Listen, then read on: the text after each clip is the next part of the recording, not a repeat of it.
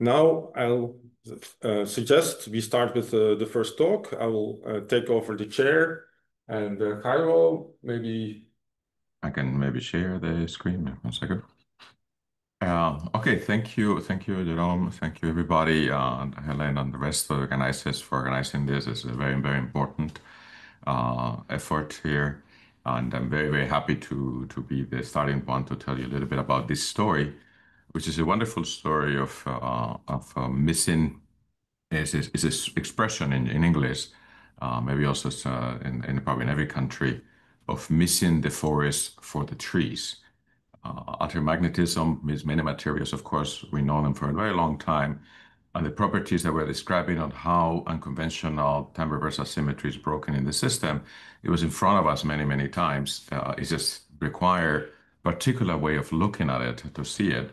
And an example of this is this tree that you see on the right. And then once you see the owl, this is an owl, a real owl, by the way, it's not an AI owl that is hidden in there, immediately becomes visible once you put your vision into it.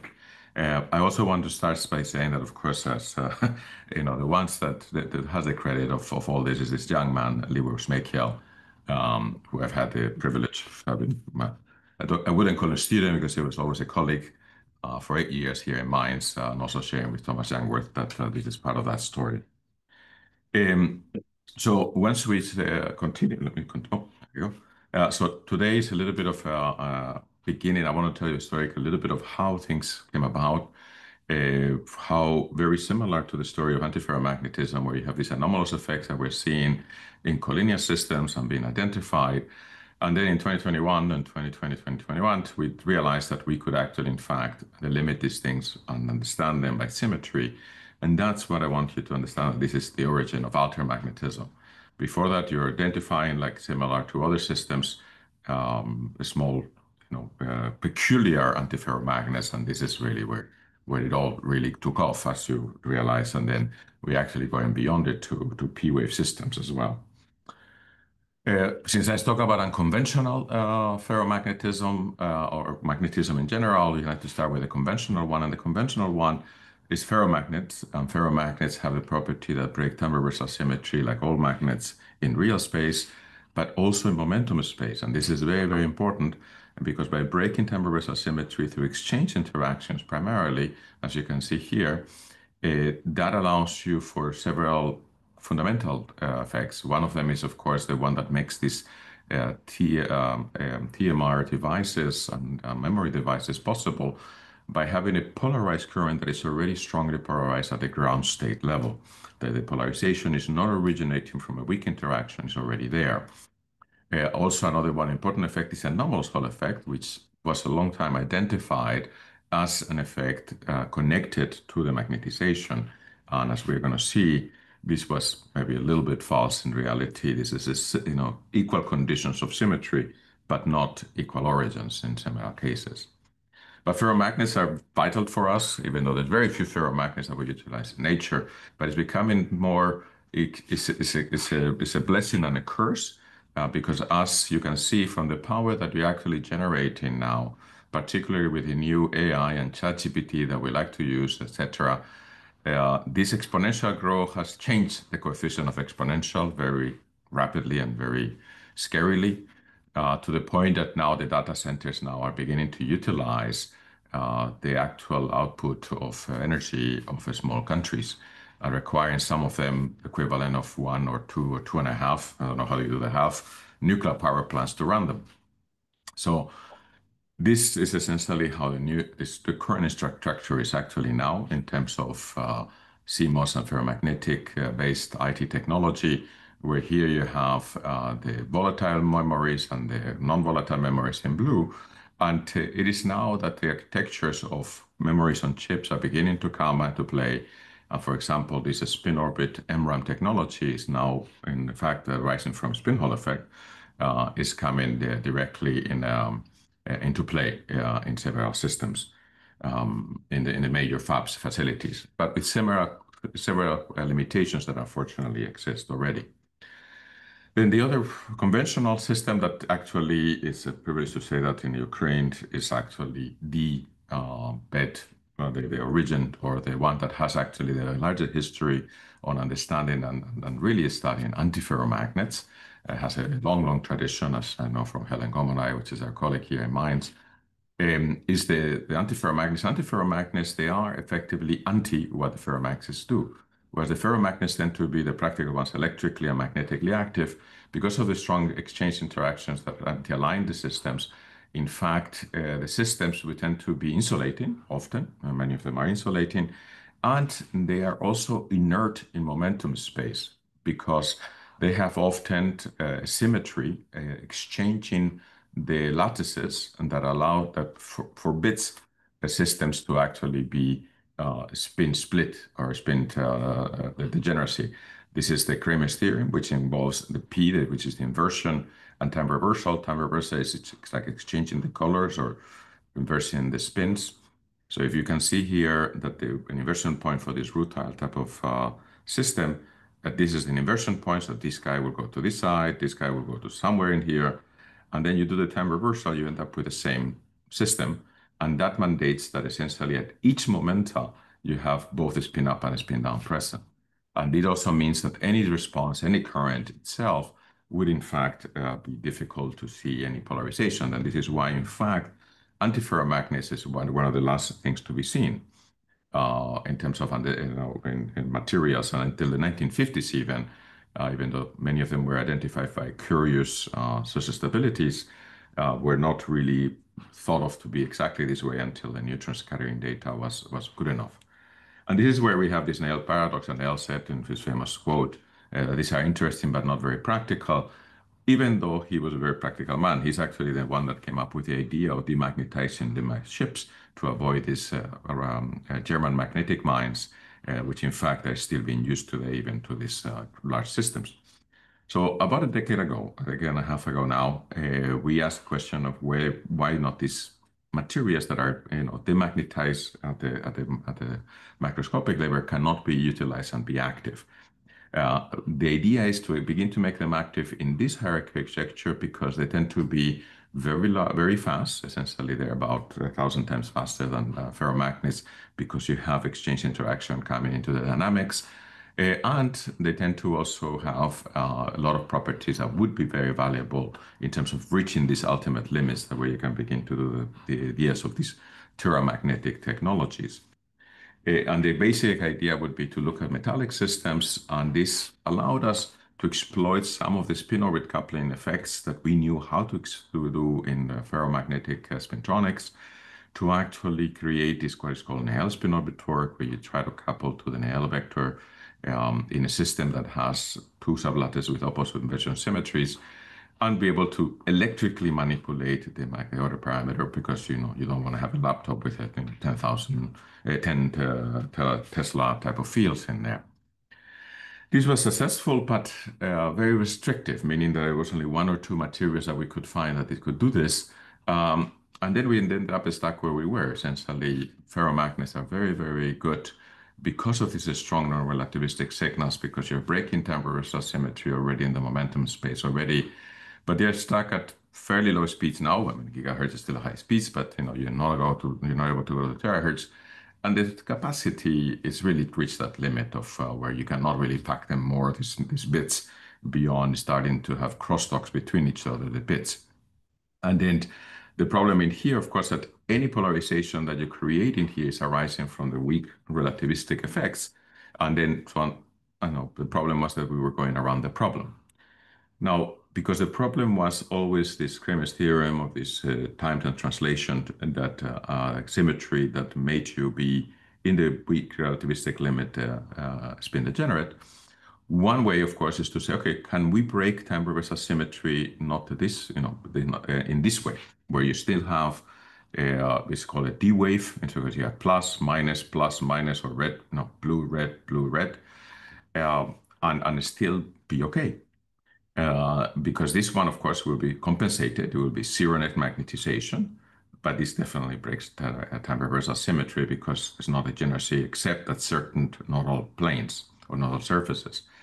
Now, of course, if you followed a little bit from the previous slides, this is not allowed if I plot it like this. And this is, of course, because I'm plotting only the spin in a representation of a dipole, like a sphere, at the particular site. But it is allowed once you realize that there's an environment, a local environment that can actually change your magnetic symmetry, magnetic densities. And when you look at the magnetic density itself, this is in fact how it looks like in some systems, not in this one that I plotted, of course, but in the system that would actually have a decoration around these systems that are rhomboidal. This type of configuration allows for this. You're not breaking Cramer's theorem. In fact, this is actually what the origin of this first observation was. And the breakthrough was that we realized that, okay, in these D-wave systems, we can have them in several materials and hematite and these other compounds, and including rhodium oxide, which was the first one that we tried to actually compute. Once we thought it was magnetic, even though here probably the magnetism may or may not be present in a very clean systems, but in the thin films it seems to be. And began to see that there's a spin splittings, of course, arising just from exchange without spin-orbit coupling, but more importantly, that you begin to have this D-wave symmetry in the band structure and these crossing points that allows for this very strong Berry's curvature. And once I see crossing points near the Fermi surface with somebody like me that has worked on anomalous Hall effect a long time, you immediately see that. And this one of the idea that the anomalous Hall effect, which in fact is a pseudovector, you can actually represent it like a pseudovector from this off-diagonal non-symmetric part of the response tensor of the conductivity. Often was believed that it was proportional to the perpendicular magnetization and that these two were connected, but in reality, it was understood in non-collinear antiferromagnets that this was not the case, that you just simply had to be in this magnetic ordering that allows for the pseudovector to be present, which of course the magnetization is, so all ferromagnets would have anomalous Hall effect allowed by symmetry. But in systems even like this one, like iridium manganese 3, this is also allowed by the symmetry itself, even though this can be zero net magnetization in non-collinear systems because you're breaking many of the symmetries, all the symmetries. Well, what came to surprise is that here in the collinear systems, you also have anomalous Hall effect. Before, of course, some of the systems were known to have anomalous Hall effect, but always because they were called weak antiferromagnets, ferromagnets, sorry, where you have a small canting that the origin of this physics, of this anomalous Hall physics, was coming from this small magnetization. And here in these calculations that we did at the time in 2020, showed that indeed it was not the case, that even, the blue contribution, this is what I'm showing, the one to focus in the center here, that the total, the black one, is the actual total anomalous Hall effect as a function of angle of tilting, a little bit artificial tilting of the magnetization in here, of the nail vector here. And you can see that it's still very, very strong and dominant by this red connection, which is crystal anomalous Hall effect, which arises from a combination of the crystal environment and the nail vector, and very little coming from the magnetization itself, to the point that you end up having with very, very strong signals. This was nicely observed in beautiful experiments at CQ Liu, and of course by some other follow-up papers that also show the same systems. And in this case, even though this is not a spontaneous anomalous Hall effect, because you have to tilt the nail vector away from the 001 direction in order to see it with a strong magnetic field. This is something that in fact had been done with oxide, with the rutiles for insulating rutiles for some time. So it's understood how to do the experiments by growing in different directions. There's also systems that you can have a spontaneous anomalous Hall effect, like manganese 5 silicon 3, that indeed observe, and manganese telluride, for example, that observe anomalous Hall effects directly in the systems that are collinear. So prior to 2020, if somebody have told you, or you tell another theorist that, okay, I have anomalous Hall effect, strong anomalous Hall effect in a collinear antiferromagnet, they would have said that's not true, because this embedded notion of weak magnetization connected to this effect. This anomalous Hall effect indeed is actually very unique. It still arises from spin-orbit coupling, of course, and Berry's curvature. But unlike the one in a ferromagnet, it can be turned off and on by symmetry. It is mandated to be very strong because you have crossings already at the Fermi surface directly, even though, and is present in a collinear system, that we have no magnetization at all. which is actually something very exciting for many people because unlike the non-collinear ones, which are a little more fragile, there's indeed, as you can see, many abundant systems and many more available to us in these systems. Now you have, of course, a D-wave antiferromagnet as a temperament, and then when you say D-wave compensated magnet, then you see, okay, wait a minute. Once you actually hit this D-wave version of the band structure, you immediately realize that just like in a ferromagnet, once you run a current, for example, in this direction, the density of the states here is much larger than the density of the states here. So you're going to end up with a strongly polarized red current. Yeah. Now, unlike a ferromagnet that tends to be the same polarization any direction, you also realize that if you run it at 90 and 45 degrees, a 90 degrees angle from it, orthogonal to it, you actually will flip the polarization of the current, which is also very different from before. But having those properties, the fact that you have a strong polarized current, that immediately allows to have tunnel magnetic resistance and giant and magnetic resistance effects, which we predicted here in this paper in 2022. At the same time that I think also other teams began to follow up on this and make similar calculations. Another one to do, which is, so that's still to be seen, because here I want you to understand that this, okay, that's in principle now a physical path available to you to have it, that it not be weak like in antiferromagnetic memories that have been done on this case, but arising from weak spin-orbit coupling. But in particular, the how to switch the particular domain inside control, that's a lot of a strong part of the research that is going on now. But then another one that is actually also very similar, the minute that you see that, oh, wait a minute, I have this D wave, but you told me that I can have a polarized current this way and I have the opposite polarized current this way. So, well, that also means that if I run the current in this direction, I will not have a polarization, but I will have, in fact, a strong spin current in this direction.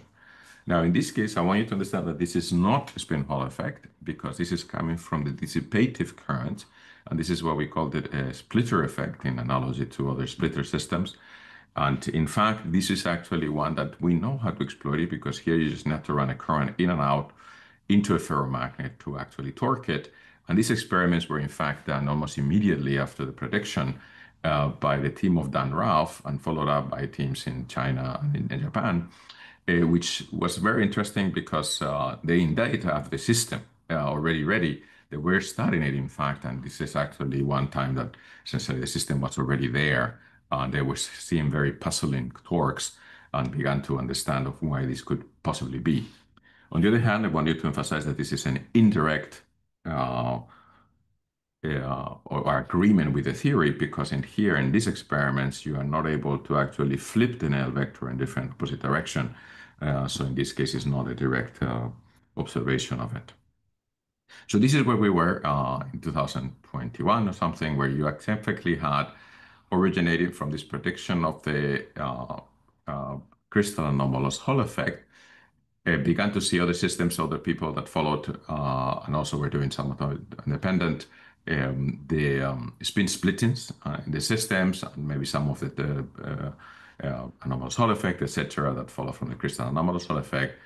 And we asked the question to say, okay, are these systems that are peculiar or peculiar or anomalous antiferromagnets, or can we think of this as a distinct symmetry phase? And then what symmetries are the ones that are determine these properties or these properties? And this is essentially this what I would say, this is, if you cite, this is how I would suggest that this is the origin of altermagnetism, but not just because it's a paper gave it a name, but in fact, delimited and showed it of what it was and identified, all of the tools that you need to identify all the properties. When it comes to symmetry, of course, in ferromagnetic systems, already Curie and L had already been thinking about this, but they associated always magnetism and the crystal together because Curie thought of this as these eddy currents that run in the material, similar to L. So if you rotate the material, you rotate the magnetization. So any symmetry that you operate on your system to understand the symmetries properties of your system must be done together. And this follows a little bit from the Dirac equation as well. So because essentially the entire Hamiltonian has relativistic effects, you cannot turn systems off. And this became the tradition of using in magnetic systems the magnetic symmetries. And these magnetic symmetries essentially couple the two symmetries that you operate in the spin and the crystal sector. From the point of view of point group symmetries that allow a point that have a point remaining after the operations, there's 122 possibilities. But on the other hand, as useful as they are, this is I don't want you to take away from this tutorial that magnetic symmetries, you should throw them away. You need to still use them, and they're vital for many, many effects that you need to actually characterize. And in fact, from an experimental point of view, those are the ones that are going to be very relevant as well. Are unfortunately not built to actually delimit the phases. Because if I showed you these three materials, and here you would see on your left a collinear antiferromagnet, coplanar antiferromagnet, a ferromagnet, and antiferromagnet at the time when you saw it. These three actually have the exact same symmetry properties from a point group, magnetic point group point of view, whereas in sector is M prime, M prime, M. M is a mirror symmetry with prime meaning time reversal symmetry. So there's here three mirror symmetries and two of them associated with the change of color. But on the other hand, if I actually showed you one of the materials, and here this one, which of course is this ruthenium oxide type of effect, if you saw this, you say, oh, I identify here a symmetry which essentially is rotating the material and then a C4 prime symmetry. Is this a spin symmetry, a magnetic symmetry? And to understand it, that it's not a magnetic symmetry, you need to actually do the operations themselves. And here I'm going to put the crystal and a spin space separate because we're going to next show you how to do it and see it. But by doing it at the same time, you will begin to see that it's not a magnetic symmetry because you have to do the C4 symmetry to raise the crystal and the spin at the same time. And doing the time reversal does not bring you to the same spot. So it's not a magnetic symmetry. So from a magnetic point group analysis point of view, it would never identify directly these systems as having this fourfold symmetry connected with time reversal. On the other hand, this is you have this group symmetries that can do this. These are the spin groups which were available in the 60s and developed at the time, but not utilized very broadly, where you can think of these things as having spin space and crystal space being decoupled, except for, of course, time reversal, which reverses the spin and reverses the momentum crystal space. Now, by having these spin groups systems, but have this spin-only part directly product with the non-trivial ones that do not have any of these elements, they allow you to, in fact, delimit the systems to say that I can, because they have now different symmetry elements, point group symmetry elements between the collinear, the coplanar, and the non-coplanar system. And in fact, you can see that now because you're allowed to have different operations in a spin space and crystal space in general, then this C4, C2 type of symmetry exists because now you can actually do the rotation of the crystal without the spin being affected. And once the time reversal is done or the rotation of the spin is done, you also have the same system. So this type of analysis allows you to identify this type of band structure, time reversal symmetry breaking. We can also say another thing from the point of view of tutorial is that I can also see that particularly in the non-relativistic systems, all non-relativistic band structure of collinear are symmetric. Even the systems that break parity, which is actually would be something very strange to some of you, because you associate breaking parity with things being odd. For systems with parity, then you apply the operation and then you end up, of course, with a reverse operation on the momenta, but the spin, because the pseudovector is not affected, parity being the inversion. But because it is a symmetry, that means that this same state has to be that state. So essentially that's kind of trivial, that essentially you have this degeneracy. So that's not a problem. But with system without parity, you still have this C2T symmetry, meaning that you have time reversal and a rotation of the orthogonal direction to one of the spins, no matter what the spin points to. And then that also means that then you also have, it acts like parity on your system. And therefore, you also have this degeneracy, this evenness. So essentially meaning that for minus k and k, they're going to be the same. So this is that evenness that arises. And this has not argued anything with parity. So this is actually one of the important statements that may puzzle you, and why in the altermagnets for the collinear systems, you only talk about even parity, and odd parity does not exist at that stage. Only odd parity will arise from weak relativistic effects in many of these systems. So this is something that you may want to understand. So when we talk about this approach, it is not about disregarding the spin-orbit coupling. It's about having a different approach that had been in the past. So here you have the non-ordered state. And before, you looked at the entire Hamiltonian, including the weak relativistic single particle Hamiltonian, that breaks any of the symmetries. But once you spontaneously symmetry break at the time, then because you already had broken some of the symmetries, you don't know what the origin of these spin splittings can be, whether it's actually spin-orbit coupling or exchange itself. By focusing and ignoring the spin-orbit coupling at the beginning and allow it to time reversal symmetry break first and identify these non-trivial band structures, and then putting back the ones that are typically like the Losinski-Murray interaction terms, and many of these terms that we understood important at the gamma point that they are already there and in many systems, allows you to identify many properties that you wouldn't have expect and disconnect the origins of some of the effects themselves.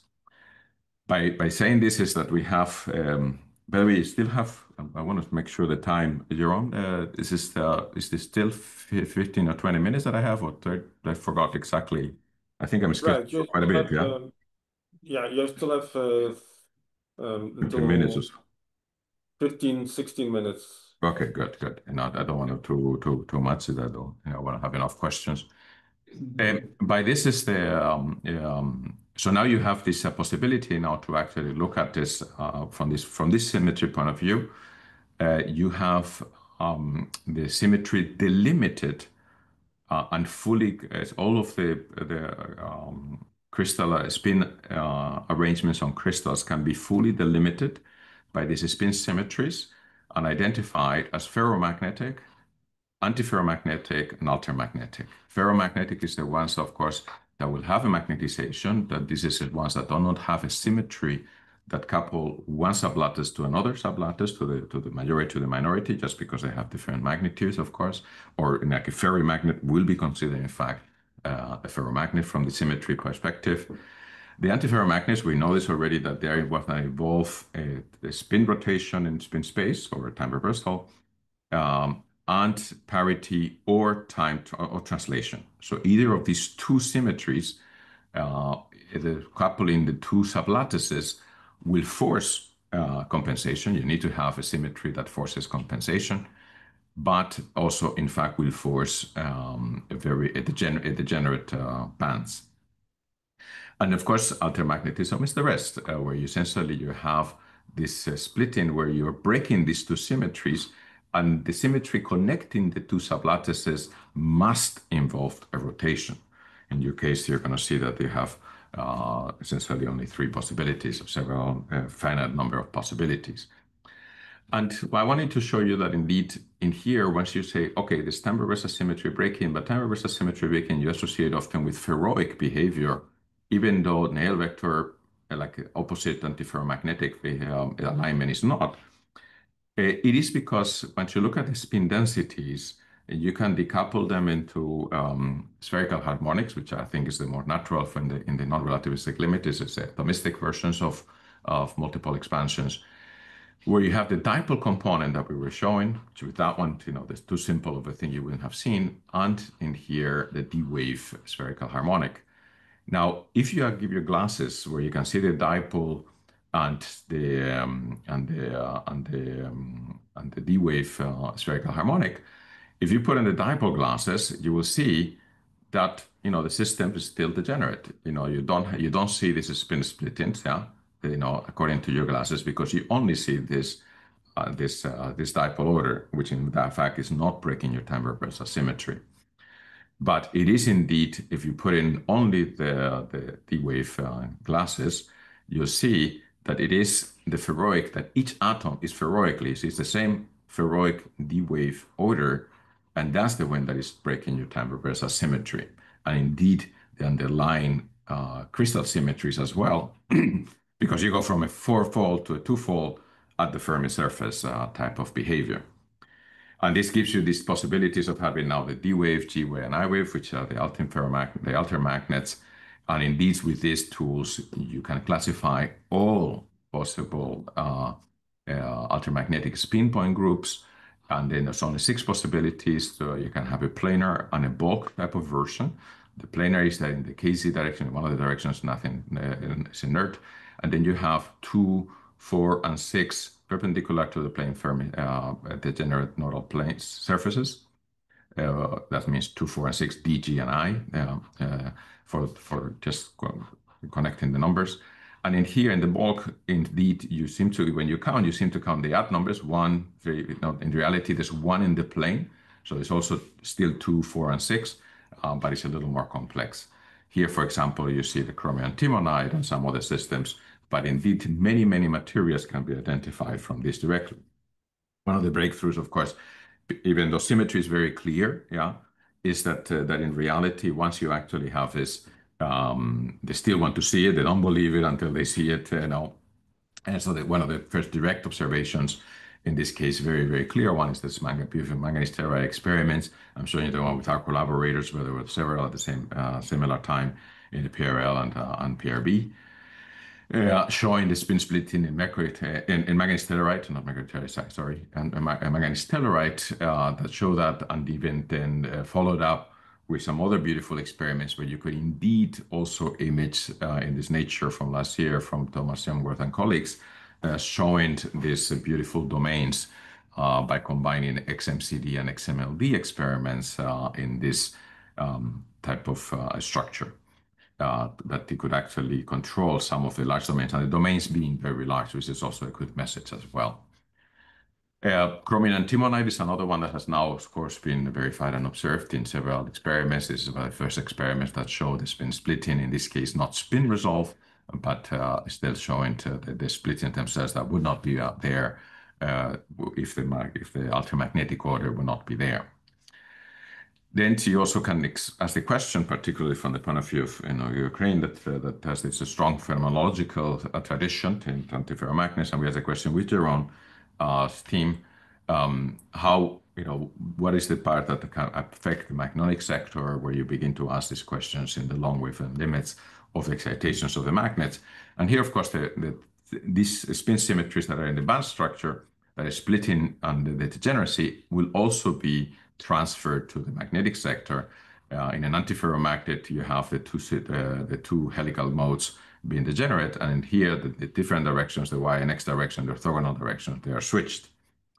In order to see it in the, for example, similar to what you will hear in the next talks, how to generalize this and put the functional in here, you need to realize that you have to now look at the spin symmetries and the actual, this is Helen Gomanai's developments, where you can see, okay, for the D wave in this case, this is the type of functional that you have to come up with.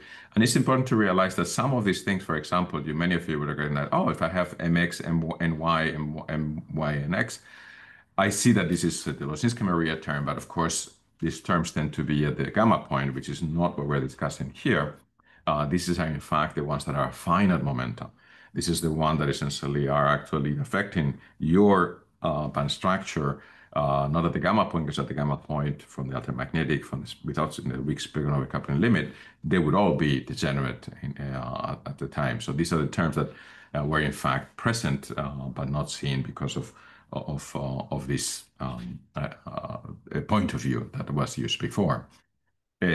The nice thing is with this type of approach, you immediately see, okay, wait a minute, I can generalize, and the lattice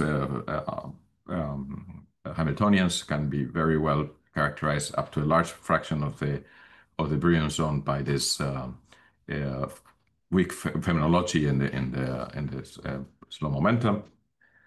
And in fact, what you can maybe think of this is that you effectively have the system, so you can have these very complex domain walls, where in the domain wall itself, you have a finite magnetization that is with opposite directions in opposite sides. as well as the L vector changing directions. And this is something that, for example, have been followed up particularly with Jerome's teams, where we've actually shown many exotic physics, including also some in in curved magnetic systems that are also very fascinating as well. And then in the last few minutes that I have, I wanted to show you, what is also beyond this D-wave, these altermagnetic systems, and then to ask in particular question that we asked a couple of years ago, we should say now we have analogies between the D-wave and S-wave type of correlated systems and conventional systems like the cuprates, and of course the S-wave is superconductivity. Can we go beyond this comparison, these analogies? And is there an Atman out? And of course, because in the collinear system, as I mentioned, there's no odd parity, do we have a possibility to have something like helium-3 that has p-wave superfluidity?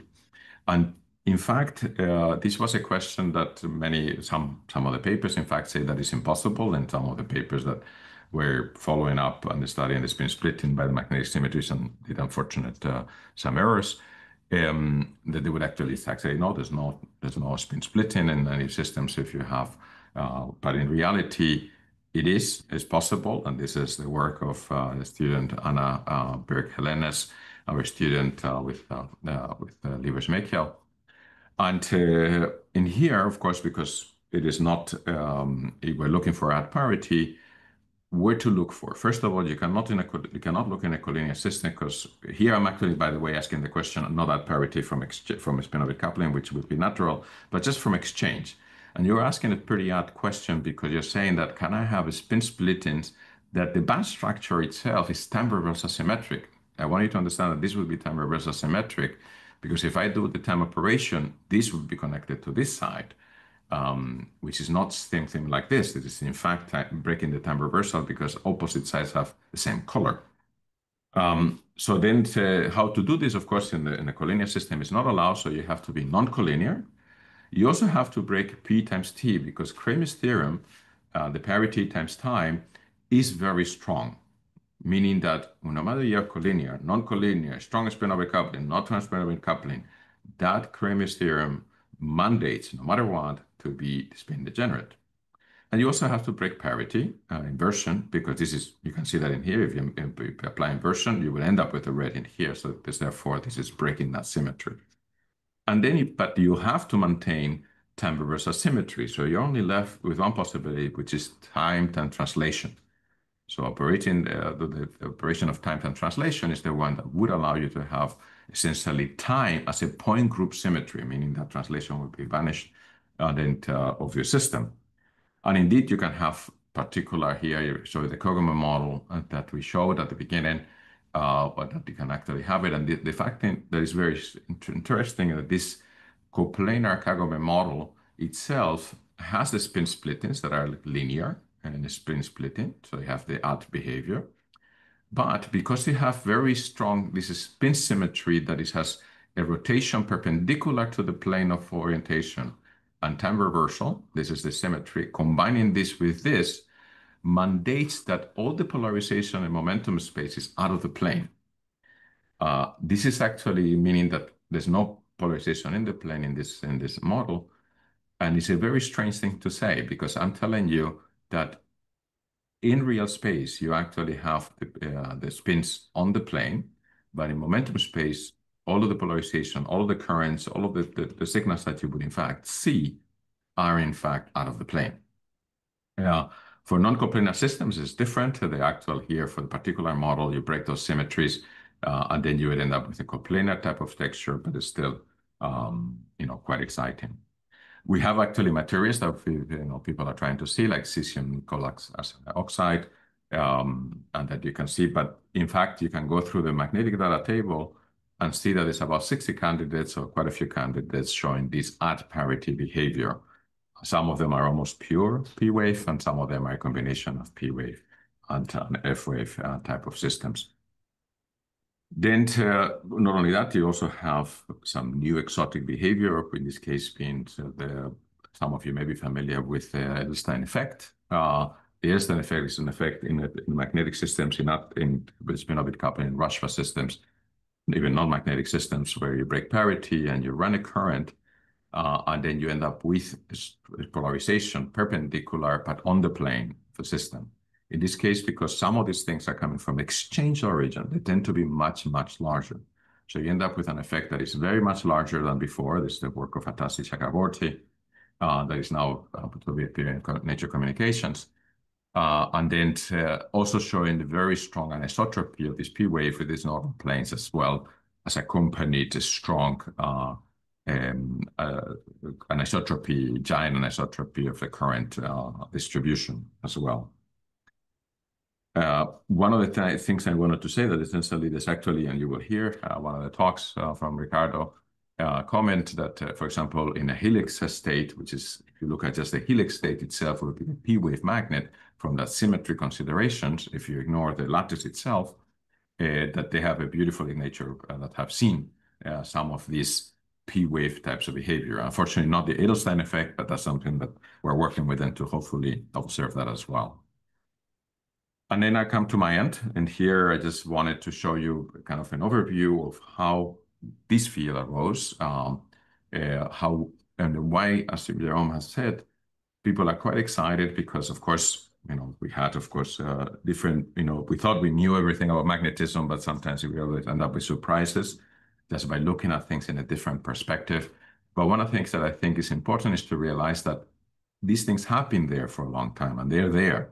For example, you have the systems that you have, if you look at the magnetic data table in the Bilbao repository, you end up with many being antiferromagnets, but you will be surprised that the collinear systems, which are about 65% of those materials in those 3,000 magnetic, well-characterized magnetic systems, a big fraction, 220 in fact, are altermagnets from a symmetry perspective, and we know they are, so they're material candidates.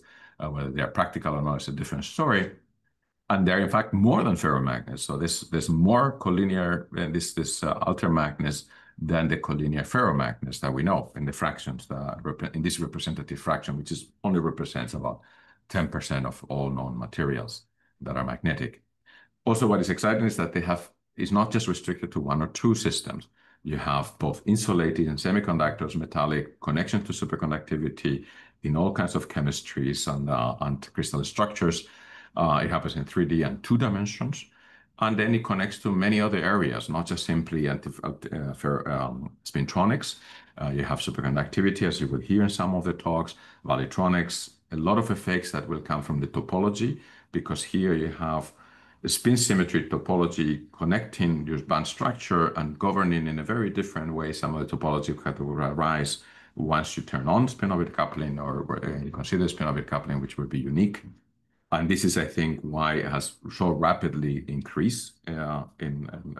It's not just simply been, if it was just limited to antiferromagnetics, to antispintronics, it would have had the impact that it has now. And with this, I wanted to, of course, thank the happy team that I have. I told them all to smile, so hopefully they're all happy. And then, of course, many of the gatherings that we've had, this is one of the first we had in SPICE, and some of you were there. And I hope this one following up, and I think also in our place there will in fact be a new program here in Germany, bringing together many of the people that we have. So with this, I'd like to thank you and then take any questions you have. Thank you very much, Jairo. To organize the questions, Sylvia, you're online, right? Can you, if somebody online has a question, raise your hand, and I'll ask Sylvia to let us know here if there is somebody that has an online question, and you can just break in, Sylvia. Okay. First, I'll go for questions in the audience, and there are a few. Do I use the mic or? Yeah, I think it's better. If we'll see. Okay.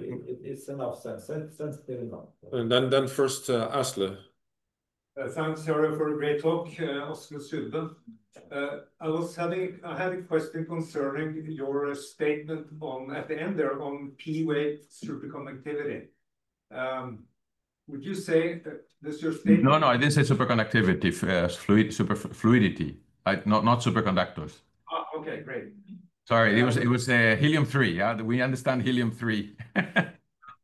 Okay, so you would say that odd parity superconductivity in collinear system is not ruled out. I wouldn't know. I'm not an expert on P-wave superconductivity. Or any odd wave of the parity superconductivity. Say again, sorry. You would say that you would not say that any odd P-wave, odd parity superconductivity is ruled out in collinear systems. You're not saying that. But do you mean No, in superconductivity collinear. So in magnetic systems, you mean? Sorry, in magnetic systems, or? Yeah, I mean, you could imagine superconductivity arising out of these systems. Yeah.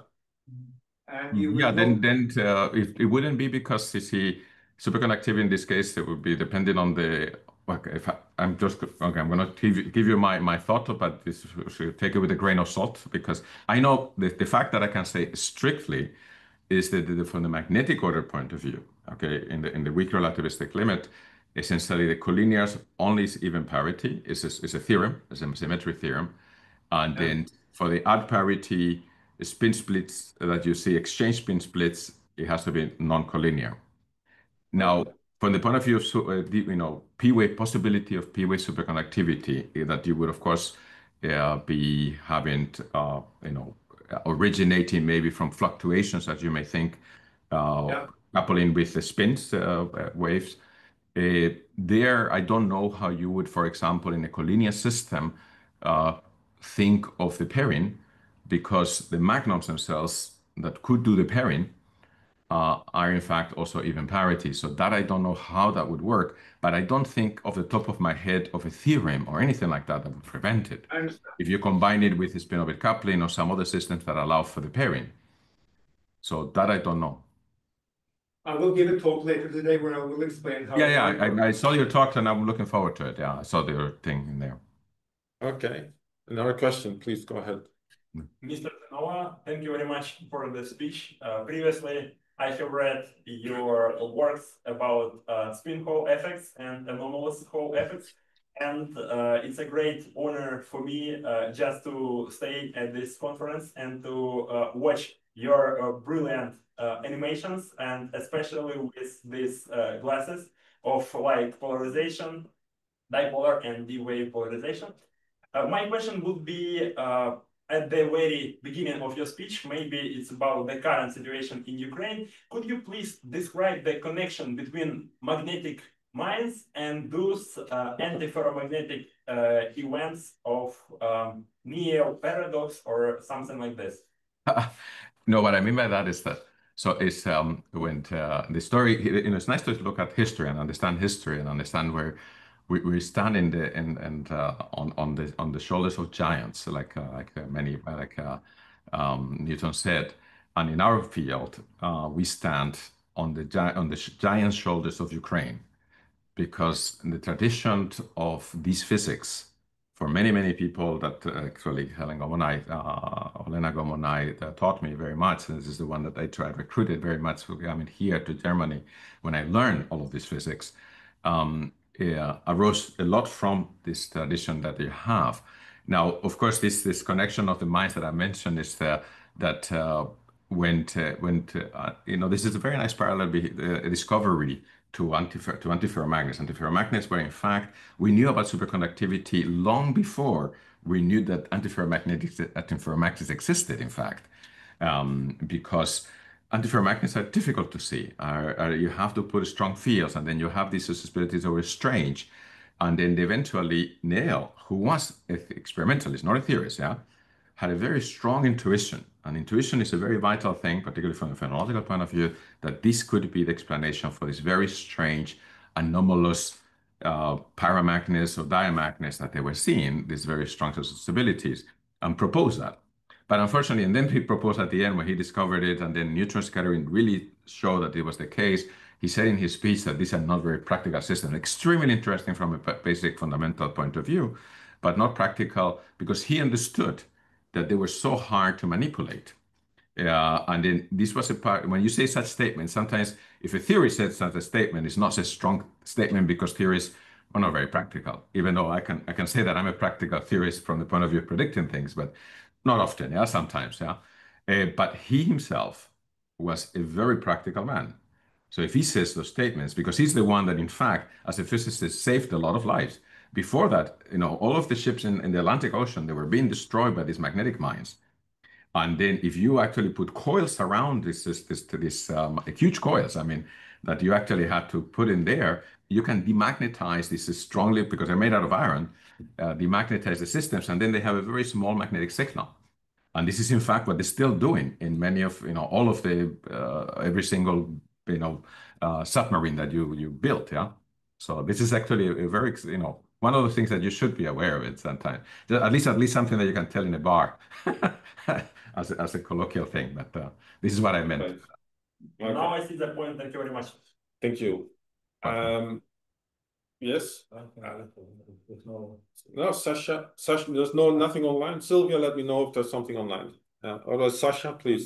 I just wanted to ask you to comment on electronic structure for each material. I don't remember which you shown on slide 11, somewhere there. Where you have in one direction just flat bands, it is Let me see. like polarization in one direction, right? Let me go back. How do you do the jump in the slides? I always forget. The thing is, I don't want to hit escape because my laptop completely resets it otherwise. That was the Fermi surface? Where you Fermi surface where you have in one direction, you have like this. Yeah. So, but this Fermi surface, yeah. So this is a nesting type. Yeah, you just went over it, Jairo. Yeah. So this one is the slide 11, you said? I'm getting close. Okay. It was this. Okay, that one, yeah. So in here, so this is essentially a Fermi cut here. So I'm showing you the Fermi cut here. And then in here, you can see that in the band structure, you identify this D wave. Essentially, this is red, blue, red, blue. And I have to tell you that, of course, all of the systems were there always, yeah. If you do the band structure calculation, the DFT, and then you look at particularly not the high symmetry lines or the high symmetry planes, would always be there if you calculate it. It was just not identified. It's just one of those things that it was in the trees were in front of you. You was not seeing the forest. And in fact, what happens is actually I knew, and actually a good friend, Karen Rabel from Rutgers, explained why, in fact, from the BFT community had not been seen, because BFT community is trained to do the calculations in the high symmetry planes, which happen to be the nodal planes, which are these planes, yeah? That one and that one. And there you would be totally like, this one you can see that, for example, in this S2R, yeah, is essentially degenerate. This is what I put by black. But if you go in another direction, the band structure, you would in fact see that this is red and blue. This is spin splittings without spin-orbit coupling. If you put a spin-orbit coupling here, you can see that it will not be very large because spin-orbit coupling is very small. Here you have 1 electron volt type of splittings. And then the orthogonal direction to it, in this D wave is the orthogonal direction that is connected, you have the opposite. And you have to have the opposite because by symmetry, they all have to compensate to 0.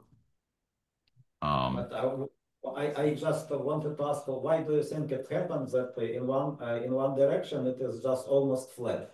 It is just because. This is the chemistry. This is just chemistry. It's not. That's not. Don't look on the fact that, because if I show you different systems like potassium or the hematite, it will look quite different. Right, and if I can continue that on the right you show the parallel lines, right? The parallel red lines and the parallel blue lines, which would suggest there could be some kind of nesting instability of the. They can be in, but we thought about that, the nesting from the point of view of superconductivity, but it doesn't quite work. The nesting doesn't quite work in here, unfortunately. Yeah. Anyway, routine dioxide is a problematic example, right? But this is just an example. Don't take it. Here I would not, because here you have so many materials and so many different ones that essentially you have, of course, this fourfold. But the fact that it's a straight in the splittings, if I put more bands, you will see there's more of a spaghetti. It just has just keep in mind that this will actually be this fourfold system. Right. I think this one, Sergey has a question online. Please go ahead, sir. One of the slides, thanks a lot for the great presentation. In one of the slides, you mentioned that the spin order in reciprocal space. Is it just meant the lifting of the degeneracy or something else? That's what I mean. That's what I mean. The order is of course in real space, in the crystal space, but in here it's connected. So the crystal space ordering, because of the strong local anisotropy, is connected to the momentum space time reversal symmetry breaking. And the point is that this spontaneous time reversal symmetry breaking is governed by these crystal anisotropies and symmetries. Okay. So that would be the more correct statement to say if I say I was, Okay, thank you. You're welcome. So if I can continue, Jairo, you pointed out that there's an XMCD and XMLD. Could you indicate, is that generic for altermagnets that there are these large circular dichroism signals, or? Well, they would tend to be because you have splittings already to begin with. What is generic in the metallic systems, it will be generic to have a strong anomalous Hall effect, because here you have mandated crossings at the Fermi surface before a spin-orbit coupling is even considered. This is something that we know this from the Beres curvature, that you have these strong Beres curvatures arising when you have the crossings near the Fermi surface. Because you have them away from the Fermi surface, it all means, some people get very excited about those things, about these Diracs away from the Fermi surface, but it all means that it's somewhere else below compensating. It's really near the Fermi surface that really has a strong effect in a more generic way, and they become like topological geysers of Beres curvature. The connection to the XMLD and XMCD, because here you will have, of course, because they have the two different environments coupled, there is more the chemistry where there's actually you're going to have a strong connection. They tend to be in most of the systems that you will see signals that are strong, but I don't know if it's generic per se. But so it will also depend on you have to combine that tool to see the domains, of course, both of them. Because one will, one by alone, like SMLD, will not give you the directionality. Yeah, so it will be like the anomalous Hall effect that also depends on the direction of the spin orientation. Correct. Yeah. Okay. But it's not an anomalous Hall effect, yeah. This is not coming from the Beres curvature. It's coming from the coupling of the different dipole moments. Yeah. Maya. You have to wait until you get the... Hi, Maya. Hi. Very nice talk. Actually, I really like it. I missed the that. I have a question. So that you said that any non-collinear altermagnet that breaks PT symmetry, any non-collinear antiferromagnet that breaks PT symmetry is an altermagnet? Sorry, can you say it again? You're a little far away from the microphone. I think the microphone is here. Yeah. Hi. Yeah. So did I get right that you said that any antiferromagnet, non-collinear antiferromagnet that breaks PT symmetry is an altermagnet? No. First of all, I only call it altermagnets the collinear ones myself, and because they're the ones that are delimited. We're talking to Jerome as well that naming is up to you guys of what you want to consider. But because we think of altermagnets as the limited phases in collinear systems, because it's delimited. Now, we were asking the question later, can we have something beyond in the non-collinear systems? What does the exchange-driven effects? Now, systems like the ones that I was showing, the manganese iridium and the non-collinear ones and the non-coplanar ones break many symmetries. And once you break many symmetries, you're going to have many effects allowed. We were particularly interested in, is there a P-wave type of system? And the P-wave, there, of course, if you have PT symmetry, of course, that's the end of the story. Because there, whether it's collinear, non-collinear, I don't care. You have a spin degeneracy. That's Kramer's theorem, which is very strong. It's not going to be going away anytime soon. Then the question then is, okay, you have many ways of breaking and spin splittings by spin-orbit coupling and other things, but then to be weak. You want to ask the question, okay, do we have exchange-driven symmetries that are unique and have the more exotic properties like the p-wave or the add parity ones? And this is where in the add parity ones, to have add parity, you need to go to non-collinear systems in this non-relativistic system. If you break parity and spin-orbit coupling, then you will have some small decorations around these time-reverse asymmetry broken systems. But because the splitting sometimes are one electron volt, it's only at the degeneracy points that they actually have an effect, which can be strong from the topological point of view. In the non-collinear systems, as I mentioned, we just call it, this is why we call it now unconventional. So if you're wondering why we call this unconventional magnets, it's trying to do the parallel, and there's actually a nice review that we have now in Newton that has been published, where we say, look, what do we call unconventional phases of matter?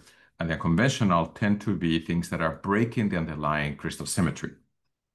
For example, cuprates and break the underlying symmetry. Helium-3, which is an unconventional, the helium phase A, is an unconventional superfluid phase, is breaking the underlying symmetry of the lattice. And this is similar. Altermagnets break that symmetry because it goes from a C4 symmetry to a C2 symmetry, for example, in the case of the D waves. And the same with the P-wave magnets. The P-wave magnets, of course, have that symmetry being broken. That's what I meant, that we now be going beyond the altermagnets that I consider them to be just a collinear, because that's how we define them strictly. Then there's a lot of unconventional exchange-driven physics.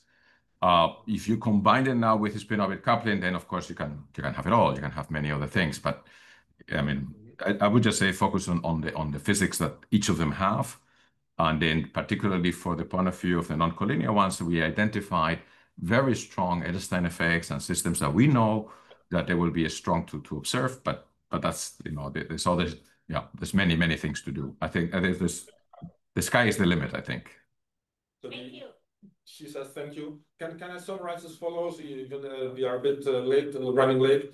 So we have, as you pointed out, there are PT symmetric antiferromagnets, which are normal antiferromagnets, and there are PT broken collinear antiferromagnets that we call altermagnets, right? Yeah, correct. So all this is because, but also keep in mind that there will be some that have T times T, not PT, and those are also antiferromagnets. Okay, but you could do the same classification for the non-collinear one. I think that was my. You can do this, but then as far as I know from the other ones, that there were some other works that try to extend these things, these ideas, then the delimitation is not so strict anymore. Right. Yeah, there are more materials. Thank you very much, Jairo, for the fantastic overview. Wonderful. Thank you. Thank you. And thank you guys for organizing all this. It's really fantastic. And